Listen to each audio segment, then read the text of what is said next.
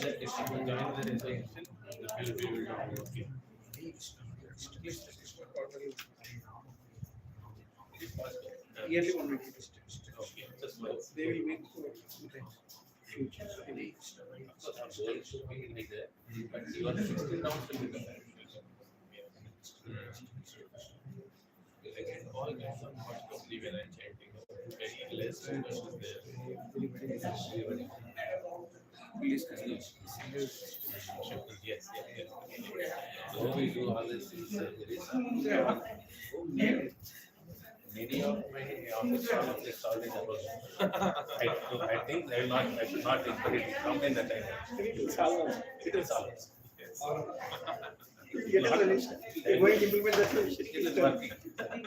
But I think I should not think. But I think it is part of the natural.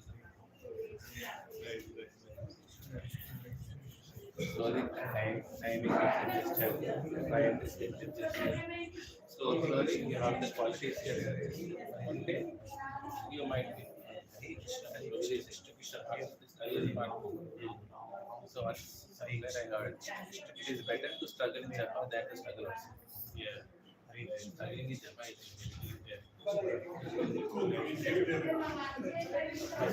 what you fix. That's the entire day will be nice.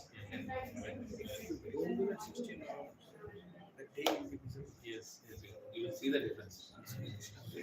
So you join in the group, so see your Sadana gets better. You're also part of it.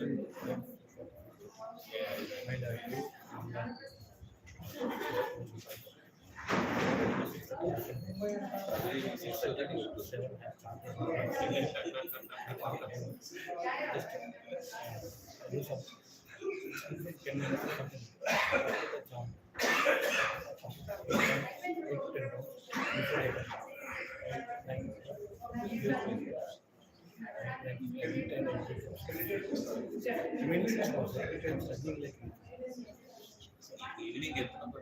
Earlier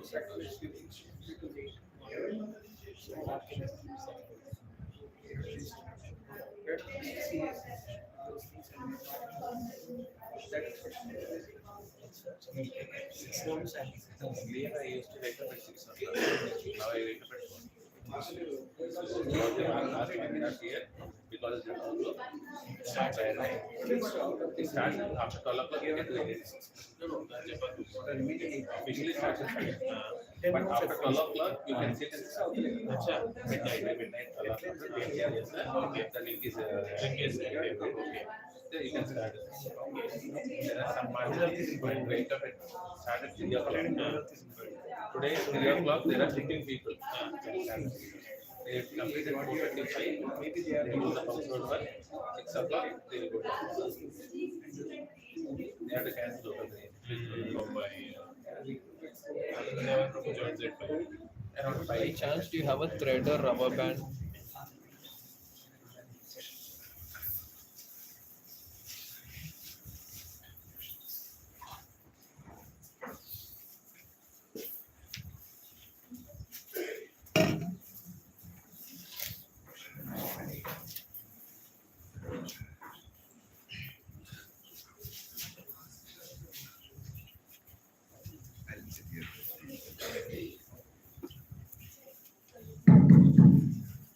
Hare Krishna, Hare Krishna, Hare Krishna, Krishna Krishna, Krishna Krishna, Hare Hare, Hare Hare Ram, Hare Ram, Hare Ram, Hare Ram, Ram Ram, Ram Ram, Hare Hare. Hare.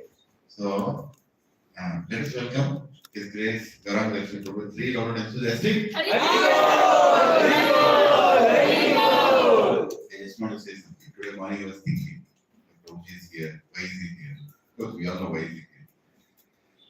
I was thinking about how Lord Krishna personally took care of Pandavas. Personally, in every little aspect of Pandavas, lifetime, until the last, until they won the war, every little thing. So when Krishna sees that his devotees are serving him, he is going to personally take care of every little aspect. How many agree with this?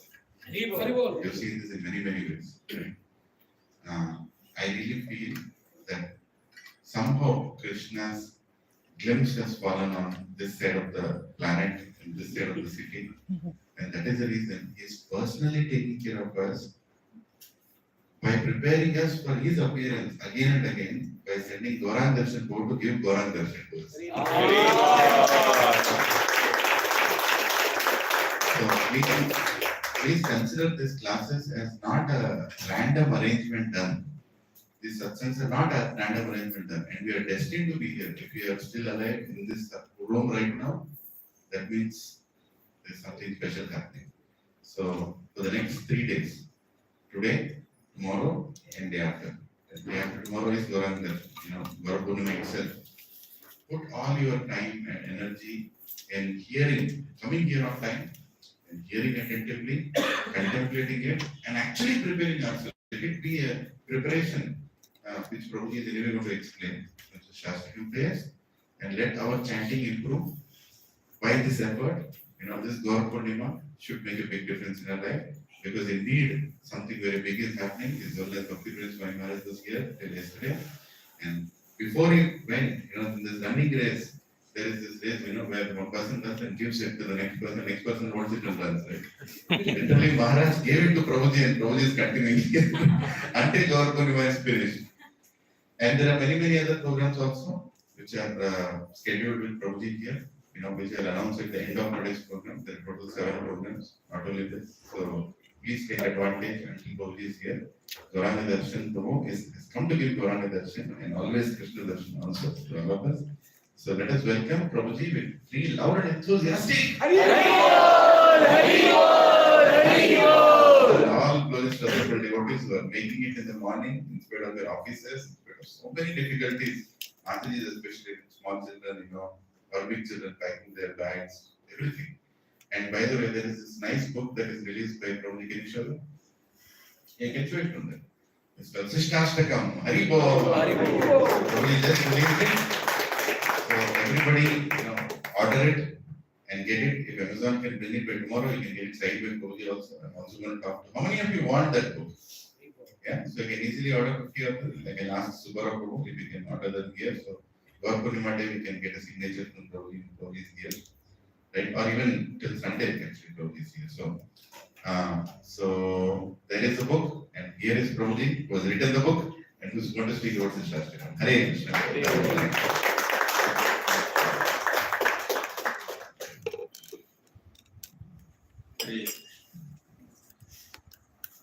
Thank you. Loving welcome always.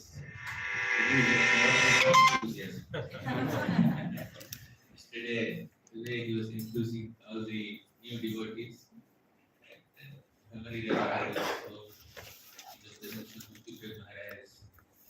Just reveals how empowered he is. And he's empowering many others also, like Satyadevata Prabhu, Sugara Prabhu, many other devotees. Received empowerment can give empowerment to others. Transparently transmitting the empowerment.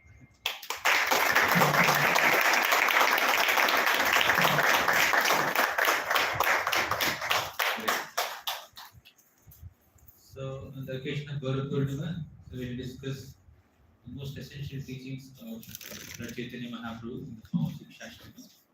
We will begin with some prayers. As it stands straight, it stands straight. It's just falling a few seconds. Oh, you can replace this mic. That now it will go down. No, this like stands. It's a little more weight on it.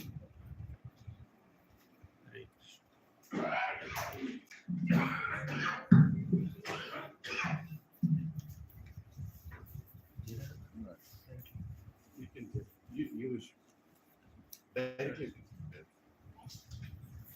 Om Namo Bhagavate Vasudevaya.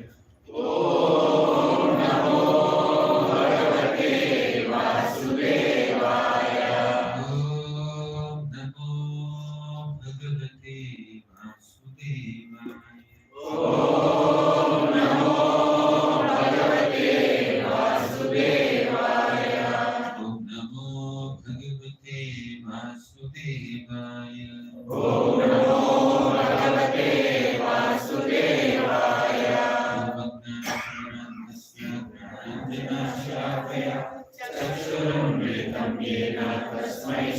Gurave Namaha. Shri Chaitanya Manobhishtam Sthapitam Yena Bhutale Swayam Rupa Dayamahyam Dadati Swapadatikam. Vandeham Shri Guru Shri Yudhavadanam Shri Guru Vaishnavamscha Shri Rupam Sagrajatam Sadana Yadunatamitam Tam Sarivam Sadvaitam Savadutam Parijana Sahitam Krishna Chaitanya Devam Shri Radha Krishna Sadana Lalita Shri Vishakhanvitamsha He Krishna Karuna Sindhu Dinabandho Jagatpate Gopesha Gopika Kanta Radha Kanta Namostute Tapta Kanchana Gaurangi Hare Vrindavaneshwari Vrishabhanu Sute Devi Pranamami Haripriye Vanshakalpatarubhyascha Kripa Sindhubhya eva cha Paritanam Pavanebhyo Vaishnavebhyo Namo Namaha. Jai Shri Krishna Chaitanya Prabhu Nityananda Shri Advaita Gadadhara Srivasadi Gauranga Hare Krishna Krishna Krishna Hare Hare Hare Rama Rama Rama Hare Hare.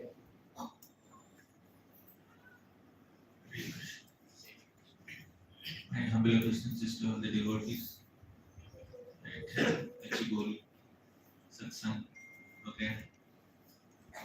On the occasion of Gaura Purnima, we'll be discussing the most essential teachings of Lord Sri Chaitanya Mahaprabhu. Although Mahaprabhu has not personally written so many books, and only empowered his devotees like Rupa Goswami, Sanatana Goswami, and many other Goswamis to write devotional literature, Mahaprabhu still has given us these 8 profound shlokas of Sikshastakam. These 8 verses are the essence of all the teachings of Lord Chaitanya, in fact, the essence of all scriptures. Today, we'll discuss one shloka, one amongst them. Not possible to, I don't want to rush and give a quick summary of all 8 shlokas in 1 or 2 sessions. But let's meditate only on one shloka. I think we'll do the 4th shloka today. And do a quick review of the first 3 shlokas and elaborately describe the 4th shloka. Even before beginning this description of Sikshastakam, let's try to understand what all Sikshastakam is giving us. In these 8 shlokas by Lord Chaitanya Mahaprabhu, we see a great summary of the entire Vedic literatures. Chaitanya Charitamrita says that Sambandha, Abhideya, Prayojana. These 3 are the essential aspects of all Vaishnava literatures. Sambandha means our connection with Krishna. Abhideya means the process of reviving that relationship, which is the whole process of Bhakti. Shravanam, Kirtanam, Smaranam, all this is Abhideya. Then lastly, we have Prayojana, the ultimate goal of life, which is again Krishna Prema. So these 3 put together are the essence of all the scriptures. So these 8 shlokas of Sikshastakam present this essence. Sambandha. The first 5 shlokas of Sikshastakam present us the Sambandha Jnana. What is our relationship with Krishna? If you remember the 5th shloka, what is the 5th shloka? Ainanta Nija Kinkara. The Kinkara. Being the servant of Krishna is the Sambandha, is our relationship with Krishna. Right? So the first 5 shlokas describe Sambandha. The last 3 shlokas of Sikshastakam describe Prema Bhakti, of course Bhava Bhakti also. That is Prayojana. First 5 Sambandha, last 3 Prayojana. All 8 shlokas are Abhideya. All 8 shlokas are describing the Abhideya, the process of Bhakti. from another angle, Sikshastakam also describes the two stages of bhakti. The first stage is sadhana, second is sadhya. Sadhana is bhakti in practice, sadhya is bhakti in perfection. The first 5 shlokas describe sadhana bhakti. The last 3 shlokas describes sadhya bhakti. Sadhya means attain. So, in other words, the last 3 shlokas describe bhava and prema stages of bhakti. And the first 5 shlokas describe sadhana. Sadhana bhakti, bhava bhakti, prema bhakti, right? 3 things. Sadhana, bhava, prema. Sadhana is there in the first 5 shlokas, bhava and prema are there in the last 5 shlokas. So, in this way, Sikshastakam is a comprehensive summary of all the Vedic scriptures, a very concise version of the whole process of bhakti. Right? From Shraddha to Prema is very nicely encapsulated within this 8 shlokas. Sambandha, Vijay, Prayojan, all 3 are nicely encapsulated within this 8 shlokas. You just imagine a summary of all the Vedic literatures in such a short form. Every day we begin with Sikshastakam. Right? Every day after Mangalarti or sometimes before Mangalarti, many devotees chant the praise of Sikshastakam. That's wonderful. I also thought that as a treat, is there any deeper explanation of Sikshastakam? We are reciting every day and we see the meaning, but are there any commentaries? A couple of years back, I found this commentary by Bhakti Vinod Thakur. It's called Sanmodana Bhashya. I regretted. And why did I not read this commentary in so many years of my practice of Bhakti? Why did I read it in 2023 only? I could have read it in 2013 or even much before that. I got connected. It's very fascinating. Very wonderful details. And additionally, apart from Bhakti Vinod Thakur's commentary, Bhakti Siddhanta Saraswati Thakur also gives his comments in the form of Vritti. And Srila Prabhupada quotes the shlokas of Sikshastakam every now and then in his purports, and then he gives his perspectives. So, now we will discuss the shlokas of Sikshastakam based on the explanations of Srila Prabhupada, Srila Bhakti Siddhanta Saraswati Thakur, Srila Bhakti Vinod Thakur, and also Srila Krishnadas Kaviraj Goswami, the author of Chaitanya Charitamrita. In the Chaitanya Charitamrita, the last chapter is Sikshastakam. He quotes the Sikshastakam shloka and he gives a brief explanation of each shloka in some Bengali verses. I will not keep it very technical or scholarly. I will keep it more lucid and application oriented. I will give a super quick summary of the first 3 shlokas, then let's enter the fourth shloka.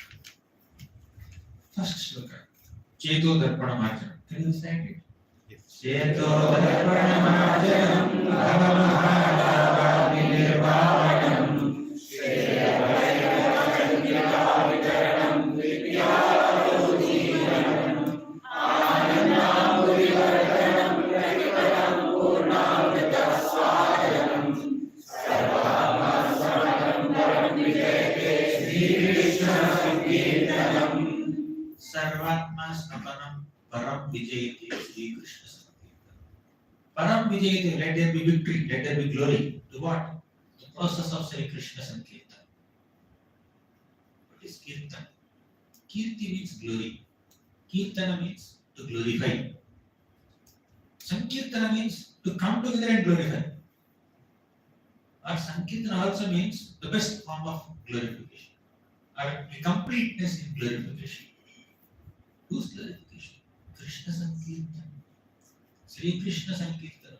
Basically, Kirtan is not just sitting with a harmonium and mridanga and kartal and chanting the names of the Lord only. That is definitely Kirtan or Sankirtan. But Sankirtan is a very broader term where a devotee glorifies Krishna's Nama, Rupa, Guna, Leela, all 4, not only Nama Kirtan, all 4 types of Kirtan.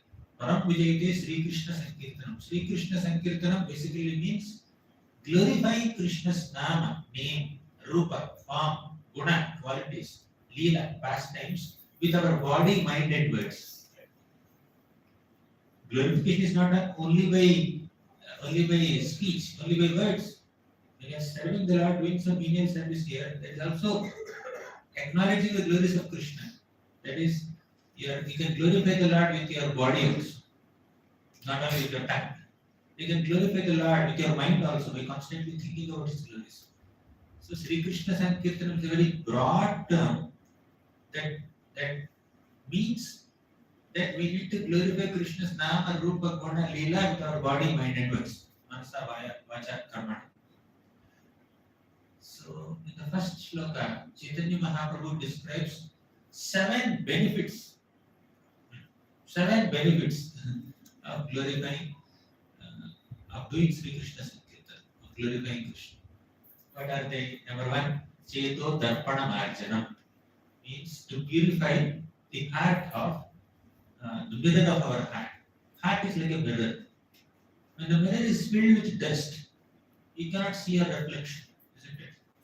Similarly, when the heart is filled with lust, the real glory of the soul is not visible. In the pure state of consciousness, the soul loves Krishna more than anything else and anyone else. It's the pure state of consciousness. But when the heart is covered with so many anarthas, one cannot have that love for Krishna. One will start loving so many other things in this material world. So, Sri Krishna Sankirtanam will clean the mirror from the dirt. In this way, 7 effects of Sri Krishna Sankirtanam are described in the first shloka. I'm just giving the theme. We will not discuss all the 7. So, Sri Krishna Sankirtanam is the process of glorifying Krishna, Krishna's Nama, Rupa, Guna, Leela with our body, mind and words. And this whole process of Sri Krishna Sankirtanam has 7 benefits. One benefit is cleansing of the heart, Cheto Darpana Marjan. That Bhava means the fire of material existence will be extinguished. Many other great details are there. So that's the first shloka. Second shloka. Recite please. Nam Namakaya Bhavani Sarva Shakti Karmika Nivika Sarane Yatha Eka Vishita Kripa Bhagavan Namami Duraiva Nitishami So the meaning of this shloka is Namna Magari Bahudha. The Supreme Lord Krishna has so many names, unlimited names. Some are primary names, some are secondary names. Some are sweet names, means Madhuryanam. Some are majestic names, Aishwarya. Like that, the Lord has so many names. The names of the Lord are very powerful. The Lord has invested all His energies into these names and thus made the name of Krishna so powerful, as powerful as Krishna. So the holy name of Krishna is powerful, that's the first effect. Second, the holy name of Krishna is accessible. You can chant it any time.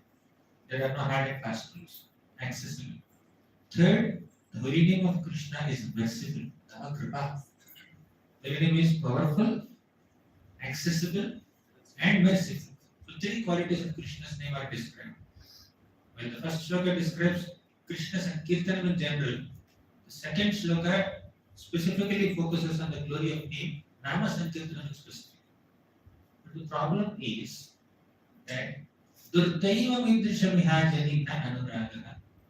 Durdaiva. My misfortune is I don't have sufficient anuraga or attraction towards this chanting. Now the chanting is so powerful. The holy name of Krishna is so powerful, merciful and accessible. My misfortune is I don't have taste, I don't have attraction for chanting.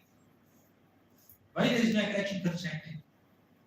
What can destroy this misfortune and give us a taste in chanting so that we can chant all this? 4 qualities. If we cultivate 4 qualities, we can destroy the misfortune of lack of taste for chanting and we will be able to chant constantly. And those 4 qualities are described in the 3rd shloka of Sikshastakam. What is that? Trinadapi Sunichena Amadina Amadena Kirtaniya Sadari. Trinadapi Sunichena. Trina means blade of grass.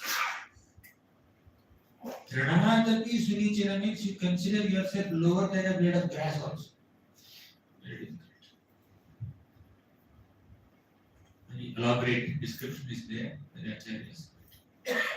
In a sense, we need to consider ourselves low and insignificant. And by the way, this humility, this feeling of humility, is not inferiority complex. It's not self-pity. It's not lack of confidence, lack of self-worth. All these are not humility. They are another form of false ego, basically. You think very high about yourself or low about yourself, you are conscious of yourself. That is ego. You think you are great, I'm most fallen. There's no one as fallen as me. In thinking like that, when you become more self-absorbed, self-obsessed, whether you are absorbing your great qualities or poor qualities, if the absorption is in yourself, that is ego. That is not humility. What is real humility? You are more absorbed in Krishna. And in connection with Krishna, you realize I'm insignificant, he is the Supreme Lord. So whenever you bring Krishna into picture, and then you feel insignificant, that is humility. But you are feeling insignificant, and along with that, you are also feeling that Krishna is significant. Devotees are significant, Vaishnavas are great. You acknowledge others' gratitude. Don't be overwhelmed by your own disqualification. You see others' qualification, others' eligibility. That is humility. Second is Tarorapi Sahishmana, tolerance. I need to cultivate the tolerance. What is Tarorapi Sahishmana? Krishna Mahaprabhu says, you be more tolerant than a tree. Not tolerant like a tree, tolerant than a tree. When you throw a stone at the tree, then the tree will not throw the branch back to you. What will the tree give a fruit? That's much. Many mango trees are having some green mangoes. After some time, the green will become yellow. So if you throw a stone at mango tree, it will give a mango. Or if you throw a stone on flower tree, you will have a push-up on your face, on your head. So the tree does not know how to retaliate. The tree does not protest. The tree does not request. When you are troubling the tree does not protest. Even if you don't feed the tree some water, tree will not request. That is tolerance. But Mahaprabhu says, be more tolerant than a tree. Be tolerant like a tree itself is too much for us. Be more tolerant than a tree. You know what is the logic behind making this statement? When you throw a stone at the tree has no option. Tree cannot respond back. Tree cannot throw its branch back to you. So tolerance is very natural for the tree. And the tree has no ability to retaliate only. No, there is no other option in tree but to tolerate. But a devotee has to be more tolerant than a tree means, even if the devotee has the ability to retaliate and bounce back, still the devotee chooses to tolerate. Voluntarily chooses to tolerate. This is tolerance. Like you see, Ambarish Maharaj, he was troubled with Durvasmani so much. But Ambarish Maharaj tolerated. Not that he cannot do anything. He can counter Durvasmani, but still Ambarish Maharaj chose to tolerate out of respect. Oh, he's a Brahmana, I am a Kshatriya. He's a sannyasi, I am a grihastha. He is the guest, I am the host. He tolerated. So tolerating something despite having the ability to retaliate is real tolerance. Tolerating something when somebody is provoking you, tempting you, alluring you, agitating you, that is real tolerance. Like you see in Krishna book, Prabhupada writes, a person's greatness has to be estimated by his ability to tolerate provoking situations. By our ability to tolerate provoking situations, our greatness is established. If you are intolerant, If you are becoming agitated, if you are replying back, if you are shouting and screaming and yelling when somebody does some inconvenience to you, then you are not great. You are able to tolerate effortlessly, then it's tolerance. And by the way, in the name of humility and tolerance, we should not and we need not allow ourselves to get exploited by this. Arjuna said, I will tolerate everything that is done by Duryodhana, Dushasana, Karna, Shakuni, Dhritarashtra. They are aggressors. Right? Still, in the first chapter, Arjuna says that it's better for me to be killed by the Dhritarashtra's sons unarmed than killing them and creating so much blood. I don't want a kingdom at the cost of killing my own family members and relatives. So Arjuna was willing to tolerate all the injustices done by Duryodhana and Bhakti. What did Krishna say? Arjuna, what did I tell you? Matra sparshasthu kaunteya sitoshna sukha dukkada agama payano anityaha tam sikshastakam bharata. You tolerate happiness and distress. Don't tolerate injustice. Tolerating inconveniences, happiness, distress, that is fine. But when somebody is doing injustice, you should not tolerate it. Especially when you have an ability to counteract the injustice and rectify the person who did the injustice, you should not keep quiet at all. That tolerance is not recommended. Tolerate happiness and distress, but don't tolerate injustice. Especially when you are in a position to rectify it. Somebody is doing some nonsense, let me tolerate. That's not the message of Bhagavad Gita. If you can rectify it, please do it. So, Pranada Vishnuchena Tavara Pusishana, tolerance and humility. Then, Amanina, freedom from false prestige. Manadena, means giving respectively. I'm supposed to give a summary, but I'm going into details. But basically, if you cultivate these four qualities, you can chant the holy names of Krishna. In the third shloka, that Chaitanya Mahaprabhu said, what qualities should we adopt to be able to chant the names of the Lord always? But in the next shloka, fourth shloka, Krishna Mahaprabhu says, what things that we need to avoid to be able to chant the names? Do's and don'ts, both are important. Do's are described in third shloka, don'ts are described in fourth shloka. Clear? The flow is clear so far? Yes.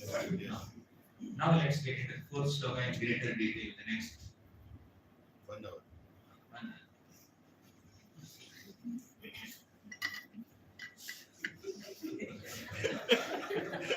Prabhu was saying yesterday 5 hours.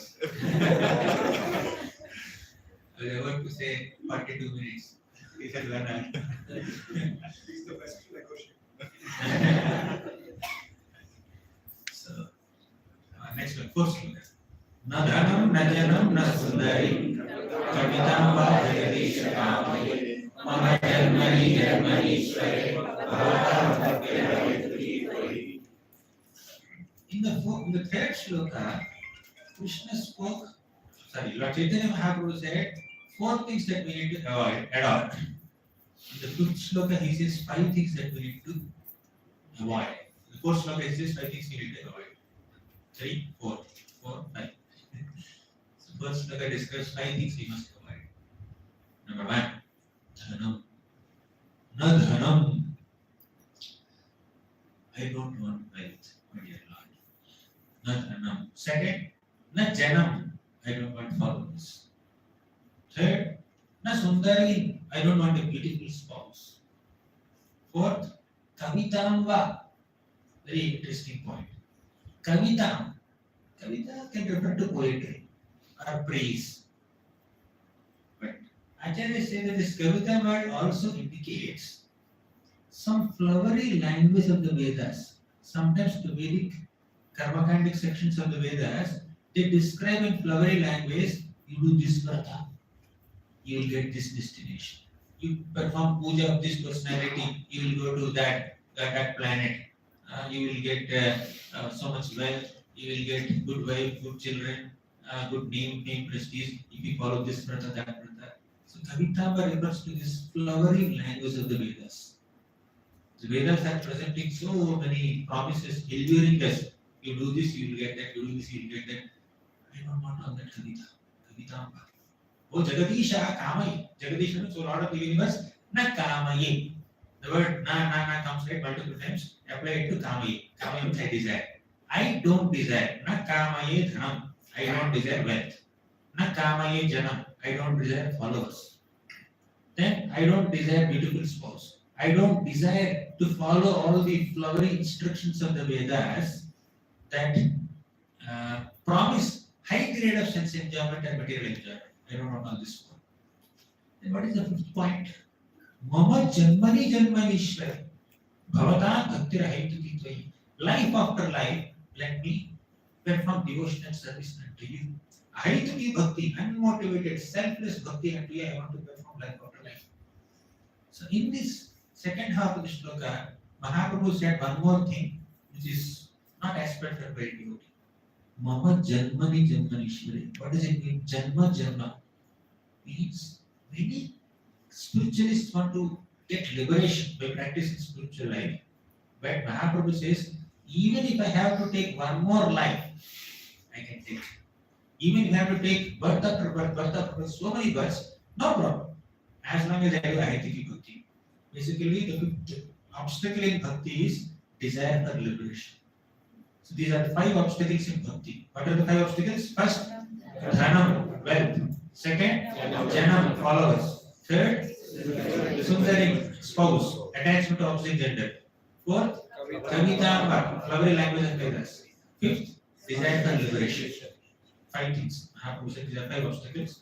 So Lord, please allow me to just go beyond these 5 obstacles and identify myself only as a servant of Krishna. That means tomorrow, servant. Now let's go to these 5 obstacles in greater detail. First, what is the first one? Dhanam. How is wealth an obstacle? Can wealthy people not become devotees? Are wealthy people not devotees? Wealth is definitely not an obstacle. There are so many devotees who are very wealthy. They are multimillionaires. They are chakravartis. They are great kings, maharajas. Pruthu Maharaj has the wealth of a vast kingdom. He is the king of entire earth. Yudhishthira Maharaj is so wealthy. Prahlad Maharaj is so wealthy. Then if you see Parikshit Maharaj is wealthy. Dhruva Maharaj was so wealthy. 36,000 years he ruled the planet of his earth planet, the kingdom of his father. Swayam Bhuman was so wealthy. There are so many wealthy devotees. But problem is not having wealth. Problem is not possessing some money or wealth. The problem is with possessiveness. That is induced by having wealth. Possessions are not wrong. Possessiveness is wrong. So there are so many people who became very proud of their wealth. They were very greedy for wealth. Duryodhana had enough facilities to live, but he was so greedy for more and more wealth and a lot of kingdom. Once there was a Brahmana in Avantipur. This Avanti Brahmana is very obsessed with having so much wealth, and he would do agriculture and accumulated so much wealth that he wouldn't spend on it. Many people, when they have wealth, they spend lavishly, but he is a unique Brahmana. He's so miserly. He's not even spending. And his family members are frustrated. His children are frustrated. The devatas are frustrated. Common people are frustrated. Eventually, what did the Lord do? He took away all his wealth. Right? Sometimes wealth can be a great distraction in our bhakti. Or many times, not sometimes. When the Lord is confident that my devotees will not get distracted with this wealth, the Lord will give wealth. Dhruva Maharaj never wanted wealth. Initially he wanted, but after performing 6 months tapasya and chanting Om Namo Bhagavate Vasudevaya in Vrindavan Dham, Dhruva Maharaj never wanted wealth. But still the Lord gave him wealth. Now that he got taste for bhakti, he has no taste for wealth. So even if he has that wealth with him, he will not be distracted. Right? Somebody who has sense control or self-control can deal with wealth. There's nothing wrong in having a gadget in your pocket. There's nothing wrong in having $10 million in your bank account. There's nothing wrong in having a very lavish home with so many facilities. There's nothing wrong in having so many servants and other kinds of privileges, as long as we have self-control. Somehow, any material possession will make us compromise on our self-control. If there's too much wealth, even if there is no need, we feel like spending it. And we go to shopping. You have some money with you. The shopping mall is organized in such a way that all attractive things are flashed on you, and you feel like spending something, right? So whether it is necessary for me or not, we lose the discrimination. If there is wealth to spend, there is some free will to spend, we lose discrimination many times. Is it needed for me? We already have one phone. There's a small upgrade that came. You have some money also. Someone who does not have money, even if the best upgrade comes, he cannot afford to upgrade it. So he'll just stick to that phone next 1 year, 2 years, 3 years, 4 years. When there's something with us, he says, I can afford it, let me take it. But it's necessary, that's fine. But even though it is not necessary, we feel like spending in this wealth. That's why it's satisfaction. Narada Mani, some Nalakura and Mani Griva, bathing naked in Mandakini Ganga, along with some girls. And these people did not have even basic etiquette to offer respects to a great sage. Not even forget offering respect, not even covering their bodies. They are still with their wine bottle, standing in the Mandakini Ganga. Narada Mani said, it's so disgusting. Because they are sons of wealthiest Devata Kuvera, they have lost all common sense and they are behaving like this in a holy place. Sometimes when there is so much pride because of some material possession, whether it is wealth or position or status or whatever, we don't hesitate to do a very unmentionable activity in a sacred place also. Even while living in a sacred place like a temple, if the mind is polluted, we start having all kinds of unnecessary thoughts, and the thoughts can become actions also. Even when being in temple, in temple, how can I behave like this? How can I speak like this? How can I think like this? How can I act like this? So we lose discrimination. Right? So this Nalakoya and Manigriva, they are very wealthy. Because of their wealth, they became very proud like this. They lost all culture. Somebody who has wealth, he can get all the privileges that one can get by education. There are 4 things, right? Janma Ishwarya Sutashri Ethamana Kuma Naiva Hatya Vidhatam Vai Tvama Kinchana Gocharam. Janma, high birth. Shruta, great education. Shri, beauty. Then Shri, Janma Ishwarya, opulence, wealth. So, like what education cannot do, wealth may be able to do. Definitely education is better than wealth. But someone who has wealth can appoint 10 educated people and give them salary and get the work done. The person who has money may be illiterate. But because he has money, so many literate people, so many scholars and big educationalists also will come and surrender, they will pay money and get things done. Right? So therefore wealth is more intoxicating than education. And many times educated people are poor. They are not having inflation. Those who have so much of knowledge, they may not have so much power many times in this world. Brahmanas are always poor in the Vedic society. Kshatriyas are powerful, but Brahmanas are pure. So Brahmanas are poor. They have purity, but they also have poverty along with purity. Because of the purity of knowledge, they are not very eager to acquire anything material. And they are humble also. But those are wealthy, they can purchase education sometimes, especially in Kali Yuga. Somebody may not be so beautiful. If they have wealth, still people get attracted. When the man is not handsome, the woman will not get attracted. When the woman is not handsome, man will not get attracted. But if this unattractive man or woman is very wealthy, then the opposite gender will get attracted to it. So although they don't have beautiful form, they have great wealth.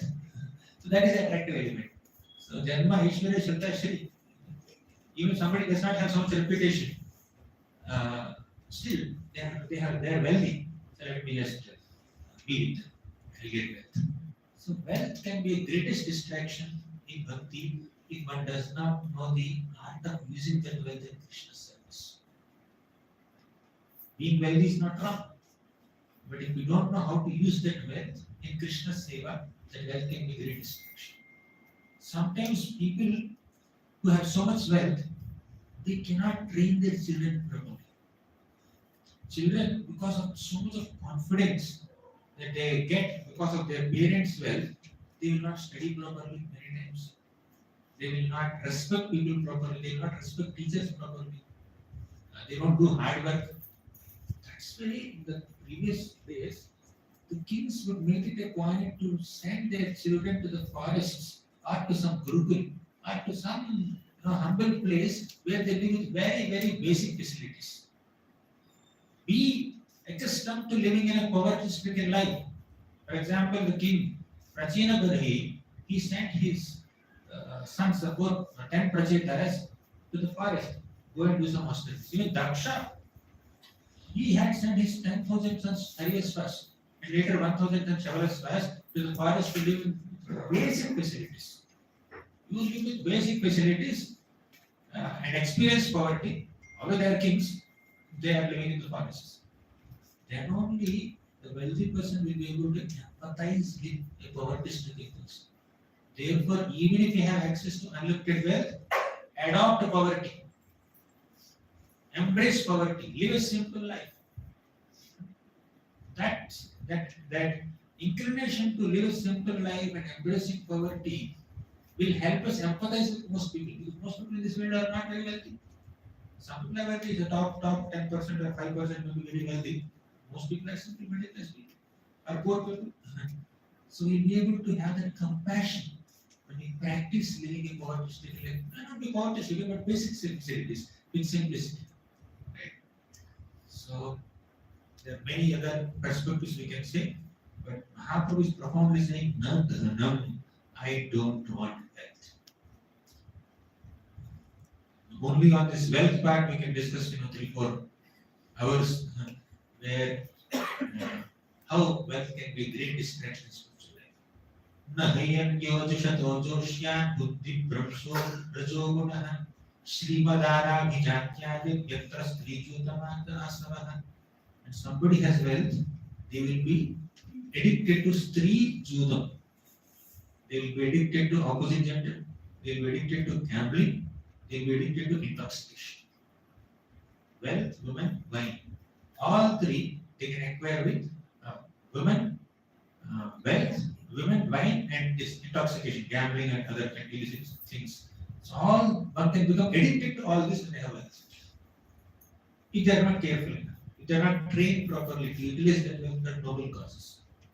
On the other hand, there are so many wealthy people who are using all their wealth in Krishna's service or for some noble cause.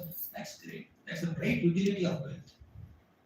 But if one does not have the discrimination to use wealth, that can be great distraction in bhakti, but will be deprived of attaining one's prayojan. Therefore, Mahaprabhu is emphatically saying, "Na dhanam, I don't want dhanam."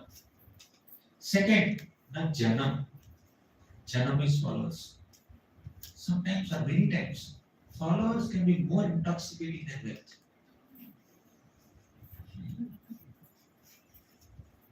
Who are followers actually? One who click subscribe button on your Instagram channel, have they followed? I have 1 million followers. Or one who follow you on Facebook, Twitter, YouTube, many other social media channels. Followers are of multiple types. One type of followers, they follow us, see one's charisma, one's beauty, one's wealth, one's prestige, position, or anything material. Such followers are a distraction.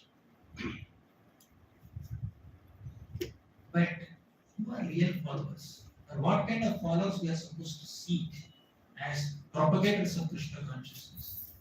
We are here to make followers of Krishna.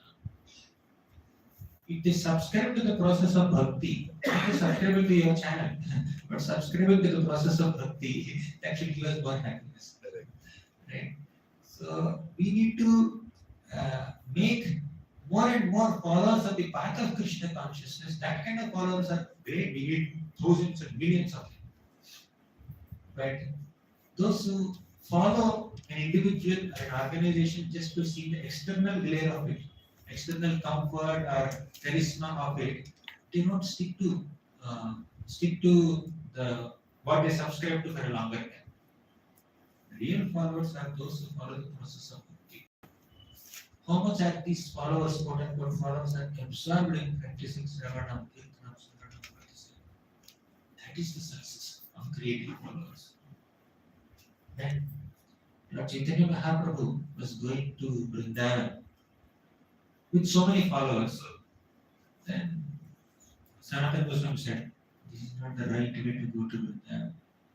He is a sannyasi, he is doing Harinam Sankirtan, still so many followers are following him.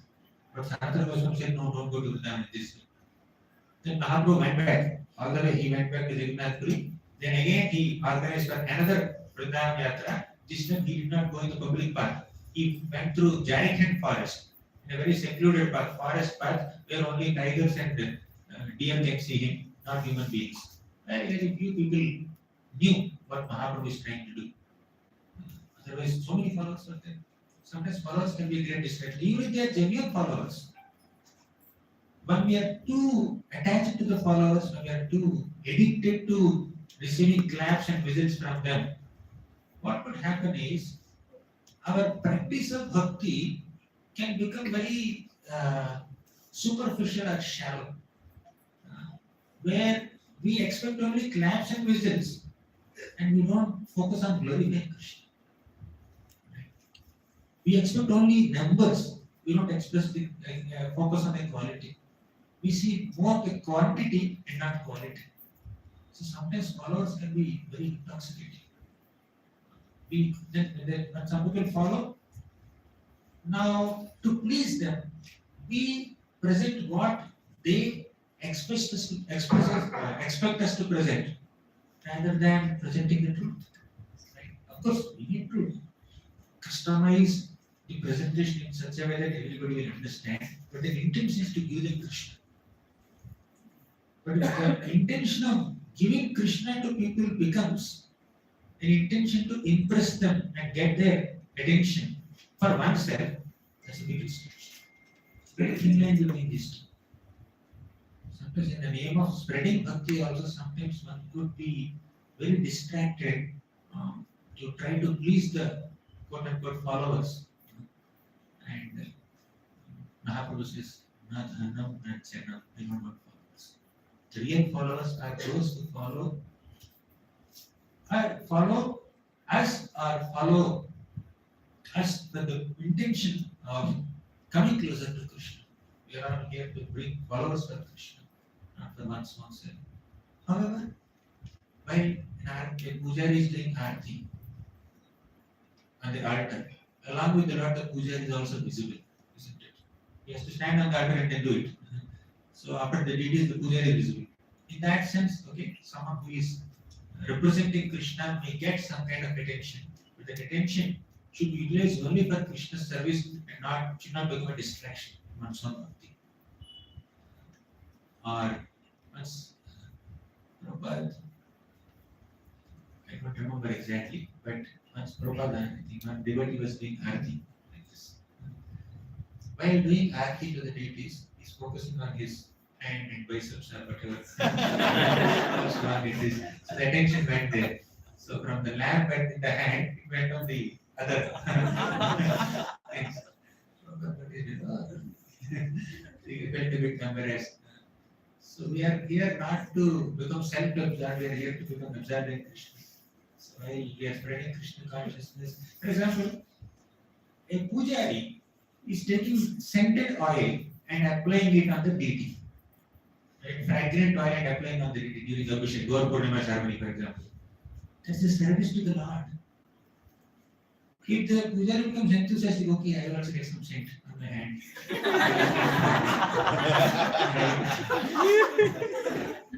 Trying to utilize that for one's own sense gratification while doing service to the Lord. Okay? So these are all very, very subtle things. Just introspect and speak. Am I here to increase my bank or Krishna's banks? Am I here to serve myself or decorate my own false ego or decorate Krishna? Sometimes Pujari may decorate the deities with so much of flowers, ornaments, etc. And they expect people to recognize. You are the Pujari, you dressed the deity nicely. Krishna is looking so beautiful. You made Krishna so beautiful. Maharaj says, the Pujari is so conscious of overloading the deity with so many ornaments and decorations and flowers. Like decorating the false ego, not decorating the deity. Especially three things will attract attention of people, common people. One, leading kirtans, right? Melodies, ragas. Second, worshiping the deities. Third, giving lectures. So all three are attention attracting services. We were told, and somebody requests you to do these three things, you can do. You can volunteer to Jhadu Puja. You can say, I will do Jhadu, I will do Puja, I will do Prasadam serving, I will do cooking, I will do subsidiary. Other we can say, but these three, when they are offered, we can accept.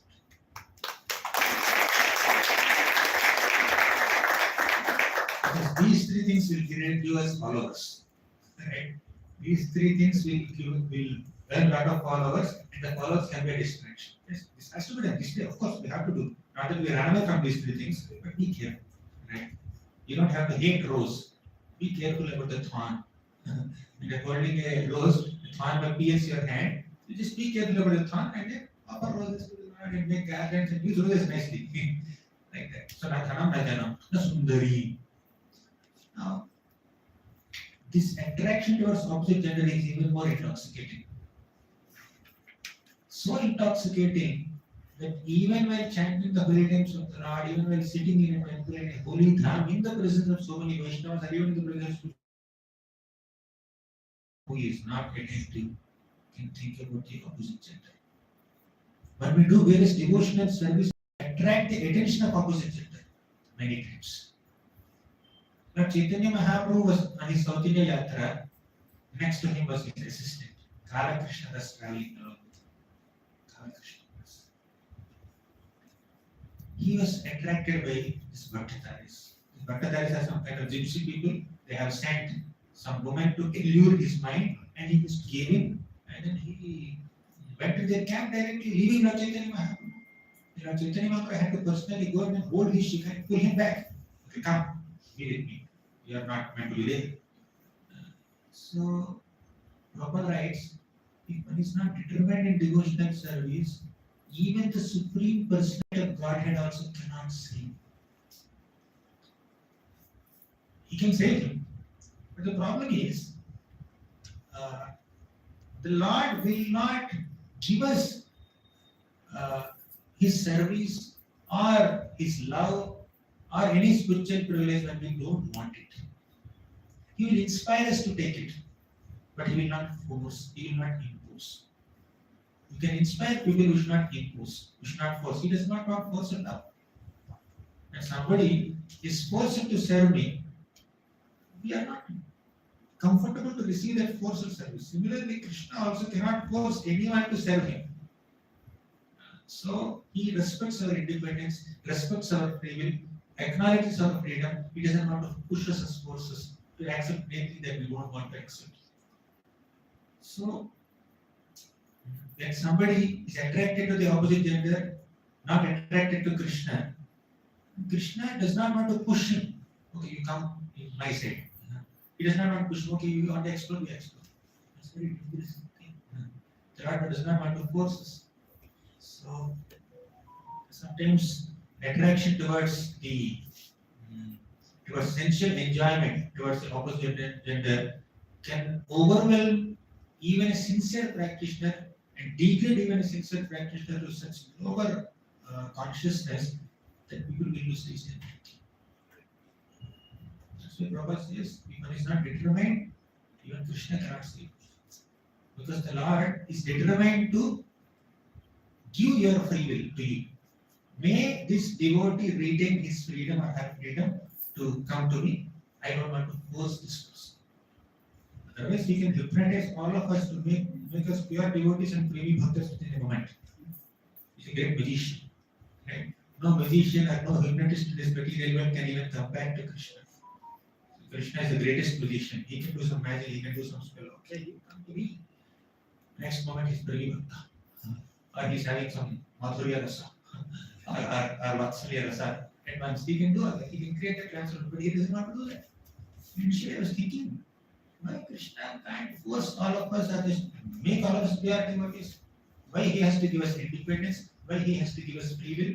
Why he has to put this prakriti around us and we get tempted and allured by it? It's so much struggle to voluntarily develop an attraction towards Krishna and Maya is tempting us in 100 different ways. Why should Krishna keep us in this way? Krishna, you just manipulate my mind and then make me get attracted to you. But Krishna says, yeah, if you are desirous of doing it, I will help you do it. But I don't want to force you. You have to voluntarily give up Maya and voluntarily surrender to me. I will not force you. I can inspire you. I can facilitate. I can send devotees. I can send scriptures. I can do anything to assist you. But it's your responsibility to develop attraction. It has to be your voluntary commitment. If you don't have that voluntary commitment to the process of bhakti, then Krishna will not force us. That's very difficult.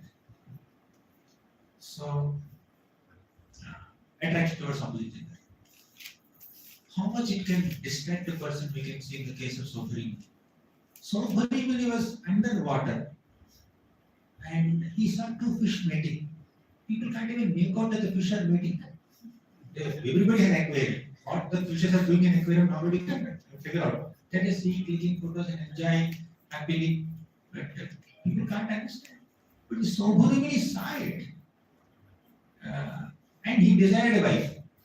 He came out of this lake, this Yamuna river, and went to the closest king, Mandhata, and said, I want to marry your daughter. Then Mandhata said, he says, a old sage, will my daughter like it? I think I'm not inclined to give my daughter in marriage to you, to him. But if you say it, he's a Brahmana, he's a sage, he may have mystic powers, he may curse me, so let me not say no. But I can't say yes also. He doesn't seem very suitable husband to my daughters. Then he gave a clever answer.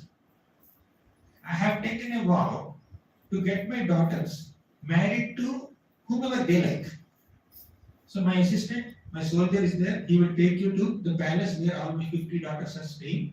If any one of them likes you, you can just marry. He gave a clever answer. And so Sobhari understood the mind of Mandhata. So this soldier was taking Sobhari to the chamber of all the queens, all the princesses. On the way, Sobhari transformed himself into a very handsome, young-looking man, very strong.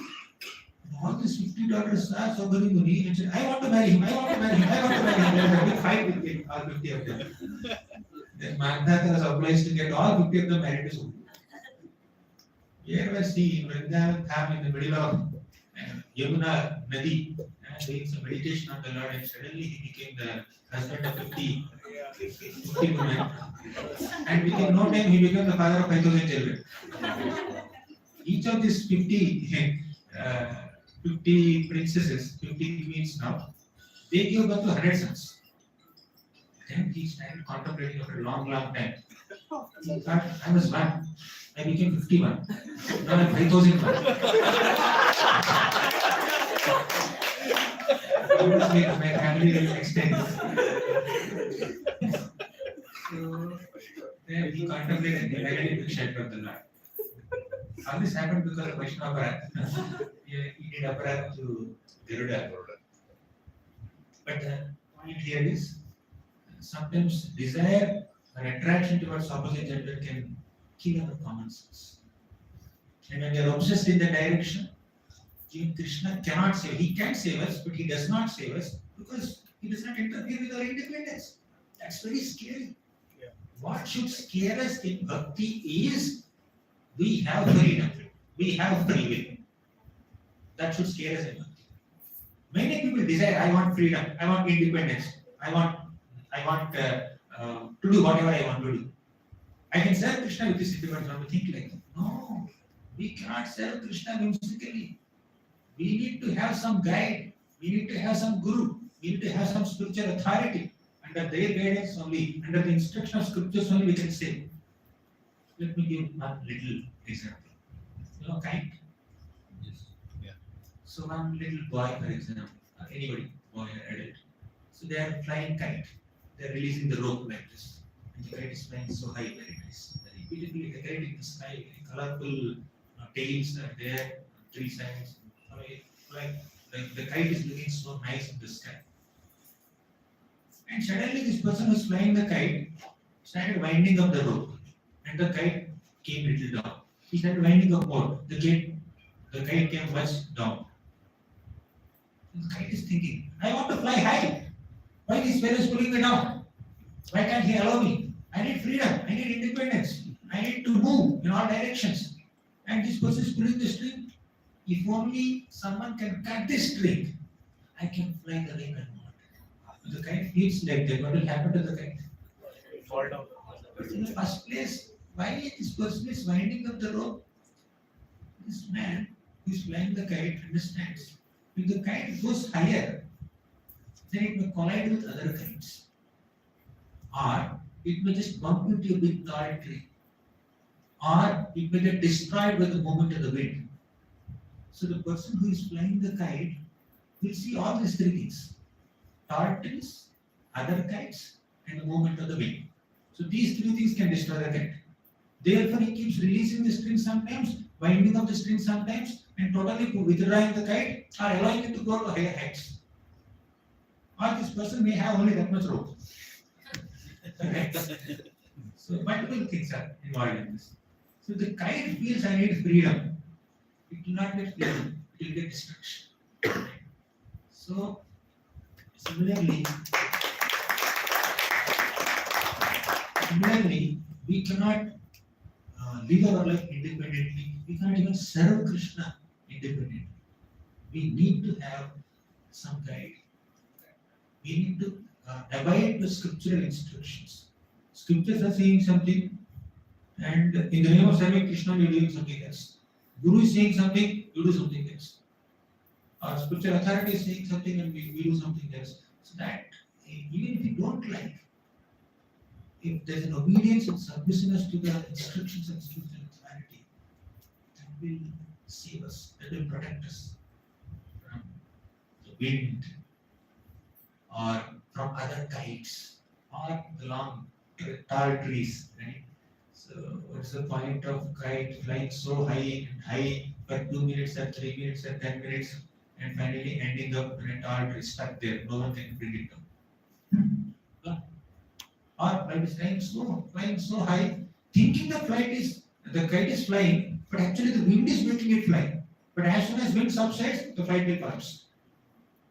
Right? Sometimes we think we are doing, things are happening. It's the wind that is taking us ahead. Because of the movement of the wind, we are flying and we think we are flying. But when the wind stops and the wave stops, we collapse. Right? Therefore, it's always advisable to stick to the string. The string is grounded. The string is wholly held by someone who is grounded. Right? So, na dhanam, na janam, na sundarim, kavitamba. For 2 points, I'll summarize it. Kavitamba refers to flowery language of the Vedas. Sometimes the flowery language of the Vedas may not be accessible to us because many of us don't read Vedas. Anyone here reading Vedas? Nobody, right? So the flowery language of Vedas may not be accessible to us, but the flowery language of this materialistic society, flowery language of Amazon, Flipkart, or some Instagram or Facebook, that may attract us. This is the way to preach. We have authorization to do it. But sometimes in the name of innovation, we end up in deviation. Sometimes in the name of exploring newer and newer ways to spread bhakti, we may exploit some natural resources and we may eventually get exploited. So these allurements can come not only in the form of Vedic statements, it can come in the form of many other distractions, or the people will distract us. People will whereas people will give this proposal that oh, your life is not like that. No, God's too much. Right? Sometimes we get attracted to these external proposals. There are some fake sites. They say so and so big product is given only for 3,000 or 4,000 rupees. You immediately pick up the card and then put a payment and 3,000 is lost. Right? I recently know one or two devotees lost some money like that, but it's a fake site. Some sites say you click this button, you answer these 2-3 questions, you will get an iPhone free. You will get this, that free. It's a fake site. And as you give our address, first transfer 10,000, we'll give 1 lakh more. 10,000 gone. 1 lakh never came back. These are some flowery environments that Maya presents, especially Kali Yuga 2025. This internet age, social media age. That's good. This doesn't happen. In that's what it more happens. Oh, it happens more here. Prabhu is saying. So Prabhu is the one who is flying kite. All of the kites. So let him do this thing so that we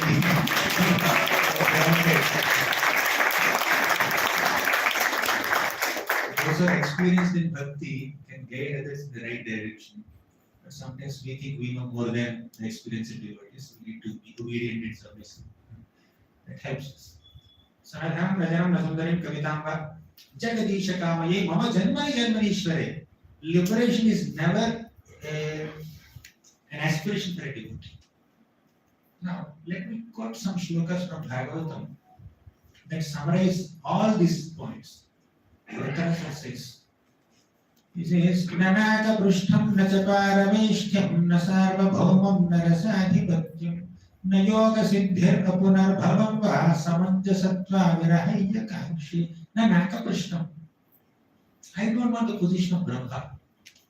Nachaparameshtyam means I don't want the position of Brahma. Nanaka Prishtham, I don't want heavenly planets. Nanaka Prishtham Nachaparameshtyam Na sarvabhaumam. I don't want sovereignty over all this earthly planet. So the Lord is hearing this prayer. Nanaka Prishtham, I don't want heavenly pleasures. Oh, you want Brahma's position? Nacha parameshtyam, I don't want Brahma's position also. Oh, you are happy with earth? You want to become ruler of earth? Na sarvabhaumam, I don't want the rulership of earth also. You want lower planets? No, I don't want lower planets also. You want yoga siddhis? I don't want yoga siddhis also. No, yoga siddhir apuna bhavamba. Do you want liberation? I don't want liberation also.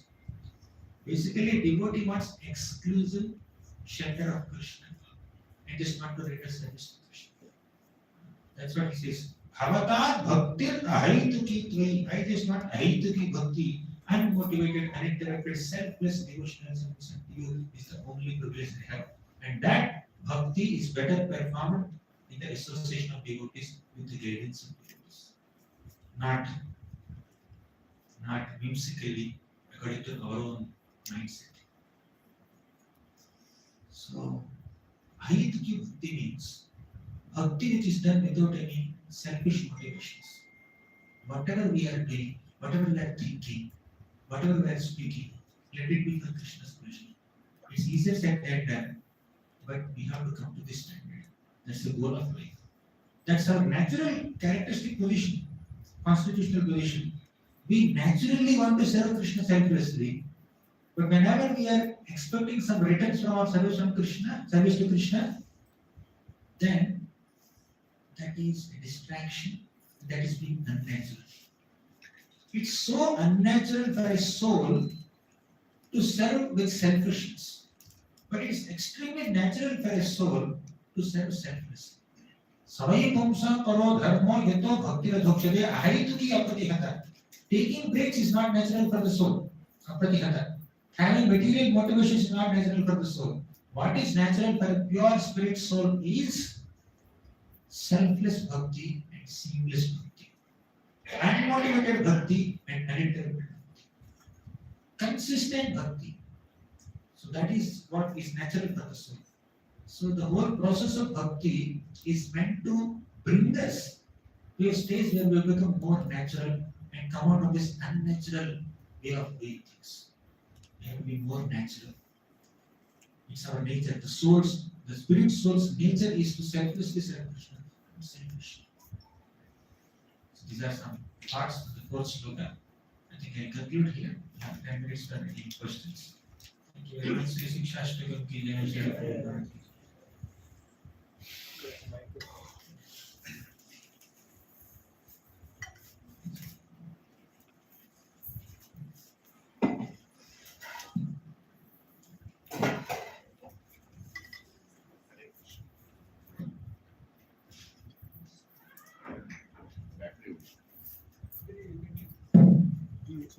You can have the question.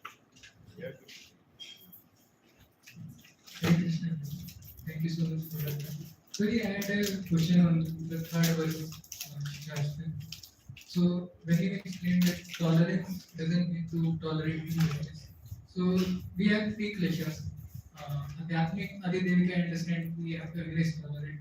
When the Adipati klesha comes from especially living in India and those are fellow humans, then it becomes difficult to differentiate at that time whether it is injustice or it is a distress which we need to tolerate. So how to differentiate when we are dealing with fellow beings, whether it is injustice or distress? It's not black and white. Differentiation becomes a bit difficult. But you can differentiate it with some guidance. Ask somebody. So it's a living entity, another human being, a fellow devotee. Another devotee next to me is troubling me in this way. Should I tolerate or terminate? So I often give this one. You tolerate it if it is little inconvenience. But if it is crossing certain limits, you communicate. Tell them, hey, please don't do this. Communication also doesn't work, escalate to someone who can make a difference, to some superior, they will address. So you need to introspect, you need to evaluate whether it is really a trouble which is beyond my ability to tolerate, or is it okay? Is it okay to manage it? As much as possible on a personal way, we need to tolerate. But if it is affecting the peace of mind of 10 other people also, and if it's like creating great imbalance in your mind, then you have to express it and get some solution. Probably they are behaving the way they are behaving because of the mistake that we have done. We need to, if there is a mistake on our part, we should be honest and to admit and apologize. The devotees is still clear. Okay, we just try to tolerate. And my question was more aligned on when while going to office. So when we are dealing with like, people those who are more in like exploitative mode or so how do we deal in those cases? I don't get subjected to exploitation. Humility does not mean you allow yourself to get exploited by others. Do the need to protect yourself, depending on the situation, time, place, circumstances. So, if somebody in your office is bothering you, and it's very unreasonable. It's not a small inconvenience, it is something major. They are being political, manipulating, backbiting, whatever. To address the situation. To tolerate that is not humiliating. Maharaj, Prabhuji, Telugu ఏం చేస్తే ఎక్కువ chanting చేయగలుగుతాను chanting చేయమన్నారు లేదా how to improve ఏం ఎక్కువ తగ్గించి చేస్తే చాంటింగ్ చేయగలుగుతాను కొంచెం చెప్పాలా క్లియర్గా హౌ టు ఇంప్రూవ్ నేను చెప్పారు లేదా ప్రభు చెప్పారు చేయలేకపోతున్నాను ఎలా చేస్తే బాగుంటుంది చేయాలి చెప్పరా క్లియర్గా how to do more chanting అన్న క్లియర్గా చెప్పరా రేపు ఎలాబరేట్గా చెప్తాను. చెప్పండి. ఇప్పుడు అడిగారు కాబట్టి చిన్నగా చెప్తాను. చెప్పండి. చాంటింగ్ చేసేటప్పుడు చెప్పండి. మిమ్మల్ని మీరు మర్చిపోవాలి, దేవుడిని మాత్రమే గుర్తుపెట్టుకోవాలి. Everybody understand Telugu? చెప్పండి తెలుగులో చెప్పండి చెప్పండి. English? Right. So when you are chanting Krishna's names, try to be conscious of Krishna and keep aside your identity kit. Okay. I'm a man, I'm a woman, I am an engineer, I'm a doctor, I'm a father, I'm a son, I'm a mother, I'm a daughter, I'm a Hyderabadi wala, Andhra wala, or Telangana wala. Keep aside all these designations and identities. Just understand, I am a servant of Krishna. I am a servant of Krishna. Remind yourself. You can't remind, put it in a piece of paper, write it and put it in front of you. I am a servant of Krishna. Krishna is my master.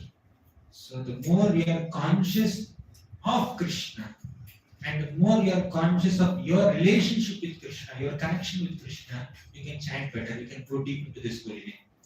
But the more we think of, like for example, we think of ourselves as an employee in a company, and you wear that hat. You assume yourself as an employee of a company with that identity of chanting Hare Krishna, Hare Krishna, Krishna Krishna, Hare. Then you will always think of pending files and unfinished projects. Or you start identifying yourself as a member in a certain family, and all the family issues and financial issues will overwhelm you. So that 1.5 hours, that 2 hours is a time where you have to exclusively think that I am a servant of Krishna. I am no one else. Keep aside all the identities or the conceptions that you imagine for yourself, or keep aside all the perceptions that people have about yourself. People may, this world will think of you as something else. To maintain that identity that is imposed upon you by the world, you start thinking about it constantly even during chanting also. What is our identity? We are servant of Krishna. Keep aside that. The world is perceiving me as a brahmachari, as a preacher, as a teacher, as this or that. Let me keep aside that identity. I'm a servant of Krishna. In that mode, let me chant Hare Krishna, Hare Krishna. Very difficult to do it, but let's try. Arjuna said it's very difficult to control my mind, but Krishna said, Abhyasena tu kaunteya vairagya vidyate. You perform abhyas. Keep practicing. One day you will be able to do it. So while chanting, I am a servant of Krishna. I am nothing else. I don't belong to any varna. I don't belong to any ashram. I don't belong to any geographical location. I don't belong to any of the material temporary identities that the world has imposed upon me or I have imposed upon myself. I am a servant of Krishna. Remind yourself of this. You can write it and keep it in front of you. That's the best mood in which we can.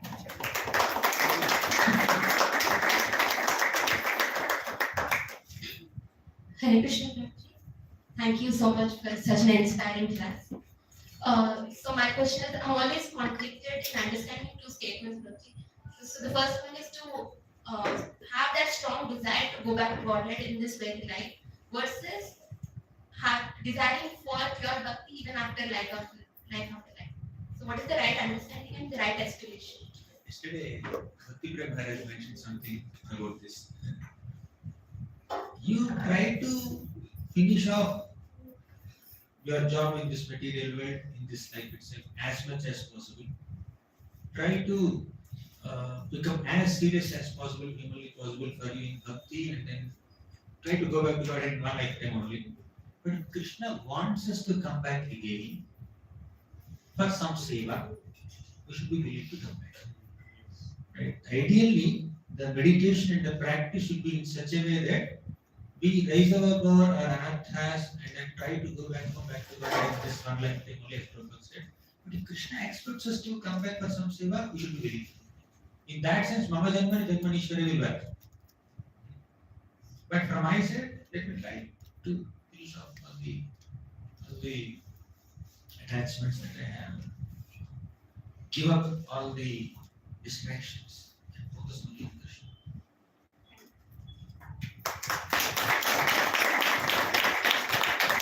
Hare Krishna Prabhuji. Prabhuji, I have one question from both sloka. If there is no cause, how one can work and concentrate? If there is no cause, how one can work and concentrate, Prabhuji? Like you have said, all 5 things, the desire for liberation, and Kavitamara, and Janmo Janmatra. And I was unable to come to temple and unable to leave my bed until I don't have a cause to come to a temple in the morning at 4 a.m. So, how one can concentrate and work if there is no cause? Purpose, motivation. No motivation, No inspiration. I say inspiration. You know that should have an inspiration. We should have a cause. We should have a purpose. And that purpose must be spiritual.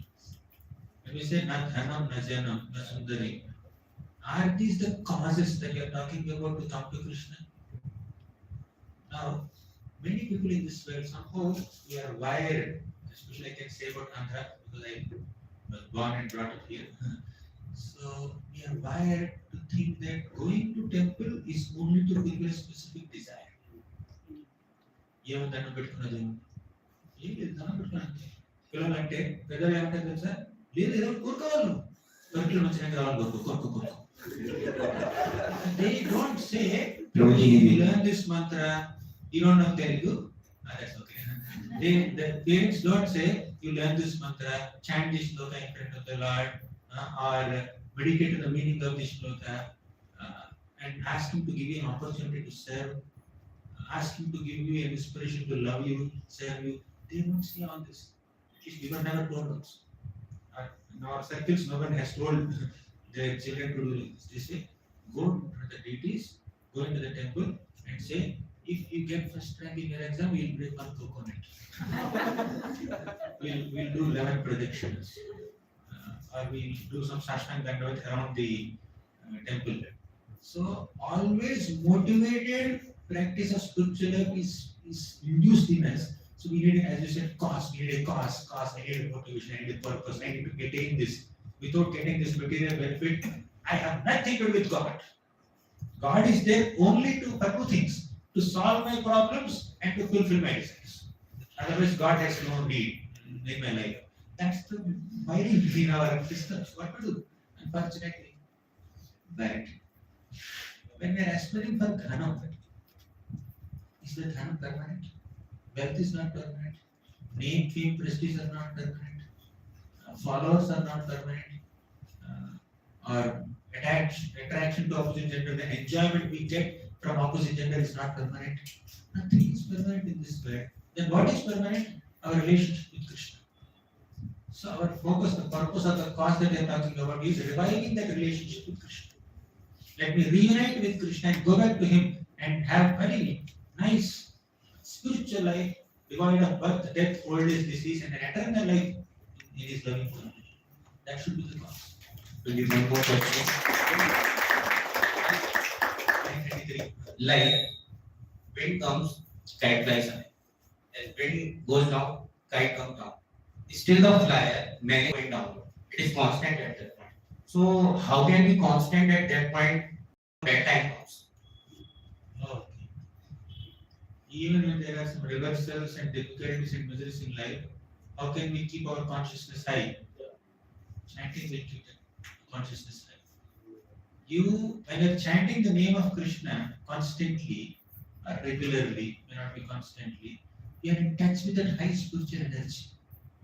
Then your consciousness will go above the level of material happiness and distress. So when I was coming to Hyderabad, on the way there is too much traffic on the way to Mumbai airport. I was stuck.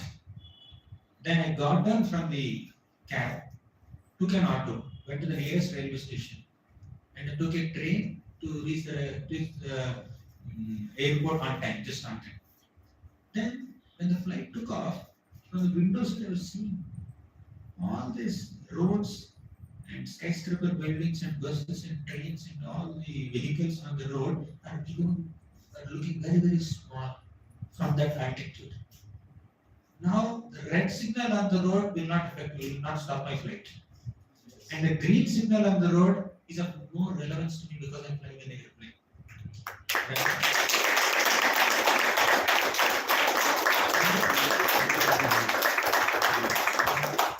The red signals of distress or green signals of happiness on the material plane will not affect somebody who raised his or her consciousness to a spiritual plane by chanting Krishna's names.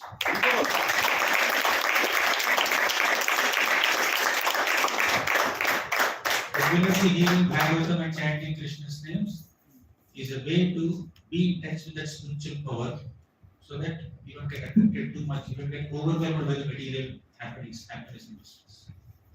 Thank you very much. Sorry, Prabhu, I was stopping you from asking that question, but would you ask that question? Because because we all received a profound answer. Hare Krishna. Hare Krishna. Hare Krishna. Hare Krishna. Krishna Krishna. Krishna Krishna. Hare Hare. Hare Hare. Hare Ram. Hare Ram. Hare Ram. Hare Ram. Ram Ram. Ram Ram. Hare Hare. Hare. So, a few announcements. So the session is going to continue tomorrow as well. So don't miss tomorrow's session. It will be on Sikshastakam again, and then we'll go into towards Gaur Purnima. So Prabhuji's, it's a very good time to bring connection with the parampara in our life. So parampara is right there in front of us, starting from Srila Prabhupada all the way to love. So if somebody doesn't have this parampara in your house, in your altars, I think it's a good opportunity to start beginning from Gaur Purnima. And if there is somebody you are inspiring, most of them don't have idea towards parampara actually. Unfortunately in India, unless you explain them what it means and go to temple, become backward, and forget that there is a connection with Krishna that comes to parampara. So you can encourage them to buy and bring them the whole parampara set. You know what is the parampara set, right? From Prabhupada all the way to 6 Goswamis and then Panchatattva and all the way to Radha pictures. So you can encourage them to buy and bring them on Gaur Purnima day. At the end of the lecture, they can receive it from the hands of Prabhuji. That can be a nice, nice way to connect to Krishna on a very pure day like Gaur Purnima. And so there are many programs I was going to tell. So Prabhuji is going to give a program today evening in Udayan Prabhu's Pebble City. If somebody wants to go there, you can go there. You can contact Udayan Prabhu or Charitamati.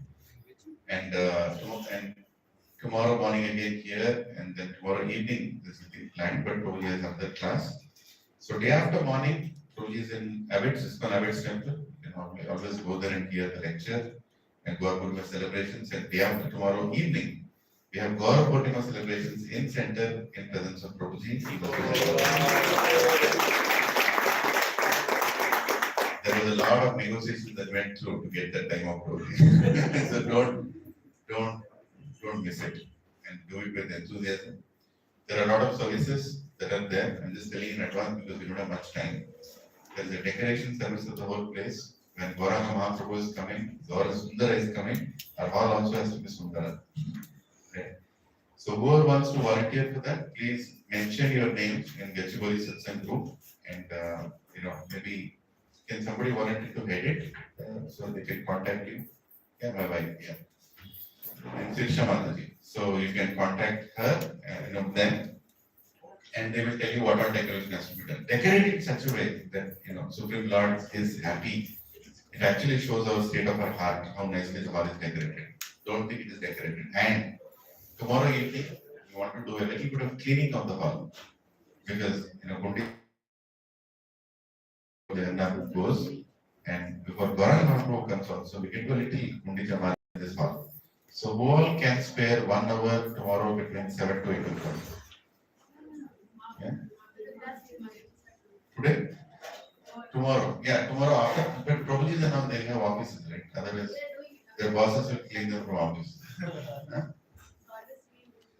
Okay. So tomorrow, if somebody wants to stay back after the class from 9:30 to 10:30, please stay back and we can do a little bit of nice cleaning because Gauranga Mahaprabhu is appearing here. And how many of you know cooking here? Correct. You're not lifting hand. You don't know cooking. Under what is it? వంట చేయడం వస్తే చేతులు లేకుండా ఒకసారి. Okay, ఇంట్లో ఎన్ని వంటలు చేస్తారు రోజుకి? అన్నము, కూర, పప్పు, పచ్చడి, పాపడ, ఏదో 5 ఐటమ్లు చేస్తారు కదా. గౌరంగ మహాప్రభు కోసం 10 ఐటమ్లు చేయండి. So there are more than 25 Matajis, I already counted, and at least another 10 Prabhujis here, who know how to cook something. Just bring 15 items. Don't think that everybody will bring upma. Krishna's taste of everybody's upma is different because it tastes the love in the upma. Doesn't mean it is upma festival also. Right? So please each one make Hare Krishna. No, for offering to Krishna after the festival we can give normal Krishna. We'll discuss it. Okay. Okay. So 360 365 items is our target, 365 items, right? So each devotee makes 15 items. We are easily reaching 365 without any problem. And that can be distributed, and whatever, my wife will later tell Ekadashi, non-Ekadashi, that can be later on taken also, honored, right? So please make profusely, for the pleasure of Sri Chaitanya Mahaprabhu. Jai Jagannath is not different from Jagannath, who likes to honor Prasad. And so I also wanted to tell Prabhuji, and Prabhuji is here, Prabhuji, you inspired, I contacted you to talk about die before you die, and you sent some verses. We all had a detailed discussion, your inputs. We had 3 sessions of almost 3 hours each on die before you die. So practically people died just before you coming here. And so we have Lansam on Saturday, before I finish, on Saturday, we have continuous sessions of Prabhuji from morning in Lansam, Itania. You can contact Subara Prabhu for that. And then after that in my home, Ankura, you can contact, both of them are in Telugu sessions, morning and afternoon on Saturday. And after Ankura, Prabhuji is giving a Gauranga celebration in my home, Jewel, in Madina Kuda. Prabhuji is going there and doing celebration. That will be a lecture in English, but it will be celebrations also. And and there is NCC Urban on Sunday evening. Prabhuji is doing a program for us. And many more programs, So let us thank Prabhuji 3 Lord Hari Bol. Hari Bol, Hari Bol, Hari Bol. Yeah. And there are other announcements. I think it's already late, so I'll announce tomorrow. I'll keep this little bachi with me. But there are more preparations that we need to do for Rath Yatras, right? For Rath Yatras. So school Rath Yatras. We are introducing school Rath Yatras this time. And already we have 22 sponsors who have sponsored for school Rath Yatra.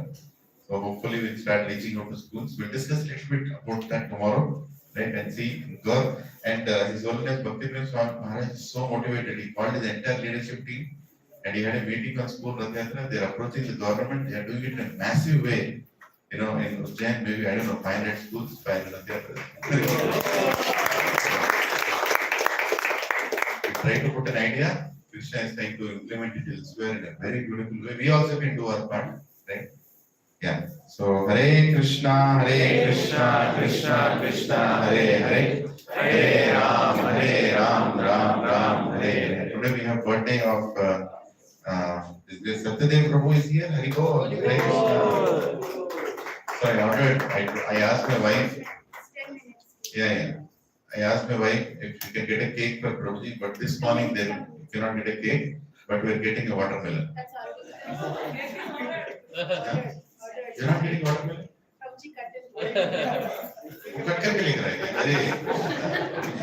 Watermelon was supposed to be cut. यहाँ cut करना था birthday के लिए.